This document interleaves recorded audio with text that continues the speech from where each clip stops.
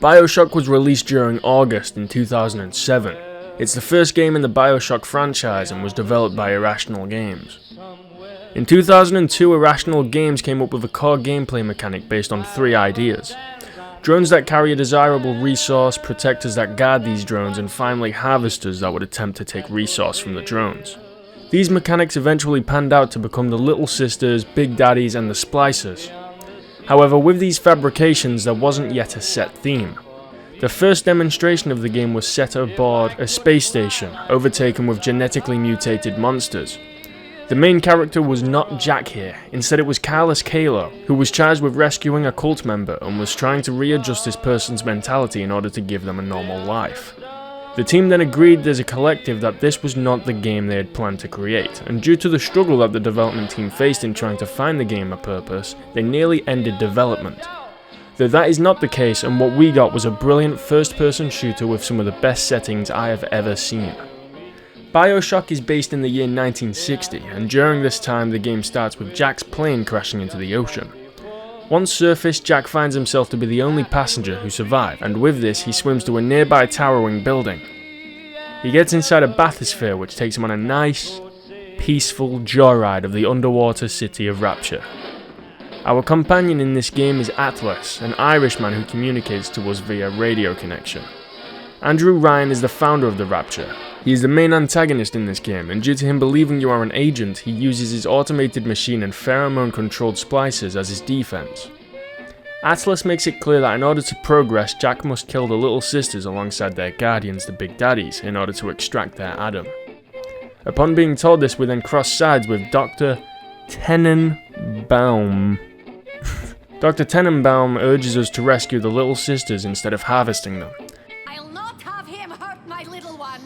It's okay, lad. That's not a child. Not anymore, it ain't.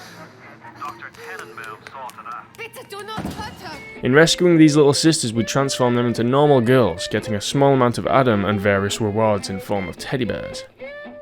Atlas tells us that his wife and child have been hiding on a submarine, and Jack is directed towards it. Just as we approach it, Ryan has it destroyed, which then the angered Atlas takes Jack on a mission to destroy Ryan.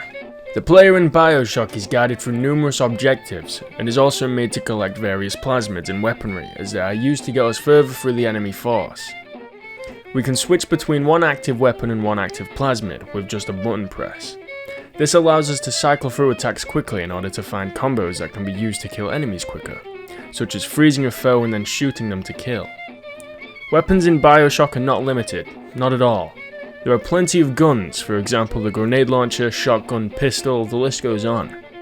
All of these guns have different rounds of ammunition that can be used to give an advantage in combat, like ammunition that damages machinery more than normal ammo does.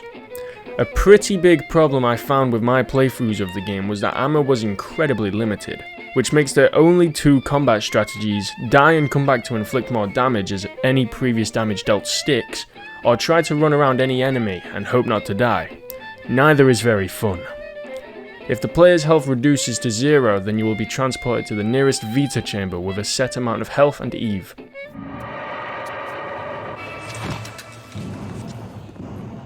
In addition to using hand-to-hand or close-quarters combat, the player can use plasmids to lure enemies into traps or even turn enemies against others. A pretty nifty gameplay mechanic introduced into Bioshock is the hacking system. Hacking can be done in almost any part of machinery found in the Rapture, and the hacking system is done via a fun little mini-game in which an input energy pipe must lead to the output energy pipe. However, it loses its welcome quite quickly, as there is no other mini-game and it doesn't really change besides a couple of tiles becoming unusable. If you fail this, you lose a tiny little bit of health and there's a chance of a ringing alarm. Upon killing an enemy, they can be looted for money, ammo, and even collectibles. The money can be used at vending machines to restock on ammunition. Just as I previously mentioned, even this machinery can be hacked in order to lower the prices. The player will also receive rewards in the form of Adam by completing tasks. Adam is also achieved from the Little Sisters. This Adam is also used as a currency to purchase plasmids from the Gatherer's Garden machines scattered around. Bioshock still stands up. Even now 15 years later, the game has an incredible atmosphere, the story is great, and the characters you encounter during the Rapture are very fascinating and don't really piss you off in any way. The visual design presented in Bioshock is very pleasing to look at. The graphics are beautiful, especially with the significantly improved water effects, and in most cases, the animation is also smooth. Through the course of the game, we adventure through the Rapture, which is shown as a dark, barren ruin in which has been badly damaged, yet it isn't quite made sure what's happened. So we, the player, are made to piece things together in order to have an understanding of what could have happened. This type of limitless imagination given to the player is what a game needs to have. It is fantastic. Bioshock's soundtrack is done by Gary Scheinman, and in all honesty, out of all the games I reviewed on this channel, Bioshock is one of the weakest soundtracks in comparison. This isn't because the soundtrack is bad, far from it. The music in Bioshock is either okay, a symbol of some amazing ambience or atmosphere, and every now and then, there is an absolute beaut that shows itself, like Cohen's Masterpiece Part 2. Now let's cover a few negatives that I have established during my time of playing Bioshock.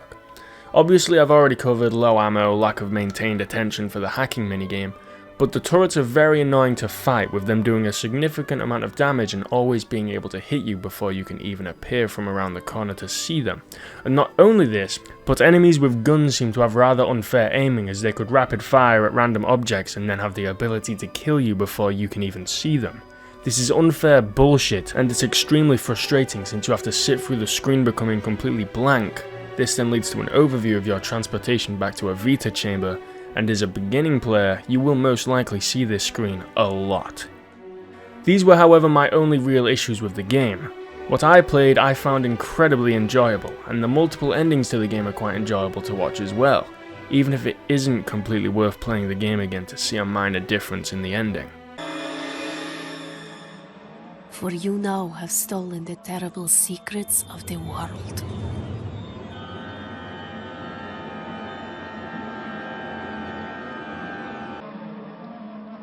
And the Rapture trembled, but in the end, even the Rapture was not enough for you. Your father was terrified the world would try to steal the secrets of his city.